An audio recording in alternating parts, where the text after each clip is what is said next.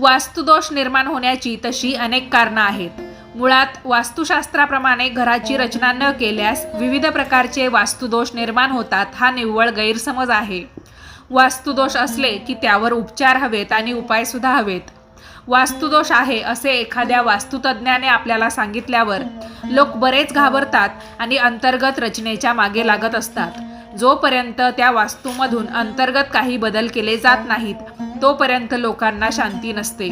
वास्तुदोषाचे निवारण करण्यासाठी प्रथम नेमक्या कोणत्या कारणाने वास्तुदोष निर्माण झालेला आहे हे समजणे अत्यंत आवश्यक असते। कारण अनेकदा वास्तुदोष निर्माण होण्याचे कारण निराळे असते आणि आपण चुकीच्या दिशेने वास्तुदोष निराकरण करण्यासाठी पावले उचलत असतो। वास्तुदोषाचे मूळ हे प्रमुखतः आपल्या जीवनशैलीमध्ये असते।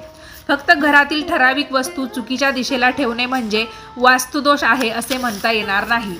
आपण आपल्या वास्तूमध्ये कशा पद्धतीची जीवनशैली अवलंबतो आणि आपले घरातील वर्तन कसे आहे यावर बऱ्याच अंशी वास्तुबाधा किंवा वास्तुदोष अवलंबून असतात। आपल्या वास्तूतील चुकीची अंतर्गत रचना ही वास्तुदोष निर्माण करत नाही, तर आपल्या वर्तणुकीतून जी स्पंदनं निर्माण होतात ती स्पंदनच वास्तुदोष निर्माण करत असतात। त्यामुळे आपल्या घरामध्ये अधिकाधिक सकारात्मक लहरी आणि तशी स्पंदनं कशी निर्माण होतील हे पाहणे अगत्याचे ठरते। ज्या घरामध्ये नकारात्मक लहरी आहेत तिथे आपोआप वास्तुदोष निर्माण होतो। त्यासाठी घरातील अंतर्गत रचना ही वास्तुशास्त्राला अनुसरून सुद्धा उपयोग नसतो। त्यामुळे आपल्या घरातील वातावरण नेहमी हसते खेळते कसे राहील यावर नेहमी भर द्यावा। त्यामुळे वास्तुदोष असतील तर ते आपोआप विरतील।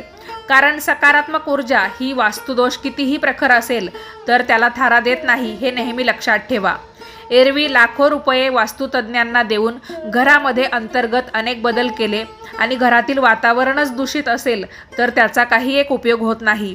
आपल्याला अशा अनेक वास्तू दिसतील की त्यांची अंतर्गत रचना ही मुळात वास्तुशास्त्राप्रमाणे कधीच नसते, परंतु घरातील सकारात्मक ऊर्जेमुळे अस्तित्वात असलेले वास्तुदोषसुद्धा आपोआप गळून पडतात।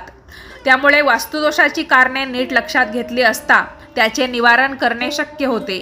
नकारात्मक ऊर्जा हेच वास्तुदोषाचे प्रमुख कारण आहे। अनेक घरांमध्ये खूप किमती म्हणजे मौल्यवान सामान असते, परंतु त्या घरामध्ये इतकी नकारात्मक ऊर्जा असते की वास्तुदोषाला तिथे पूरक वातावरण मिळते। त्यामुळे घरातील नकारात्मक ऊर्जा गेली की वास्तुदोष सुद्धा नष्ट होतील हे नेहमी लक्षात ठेवावे। मंडळी, आपल्या दिल्लीकर मराठी या यूट्यूब वाहिनीवर मी तुम्हाला वास्तुदोष, वास्तुबाधा यावर आधारित अनेक उपाय सांगितलेले आहेत, तर तो व्हिडिओ अवश्य बघा। आणि हा छोटासा व्हिडिओ पाहिल्याबद्दल तुम्हा सर्वांचे खूप खूप धन्यवाद।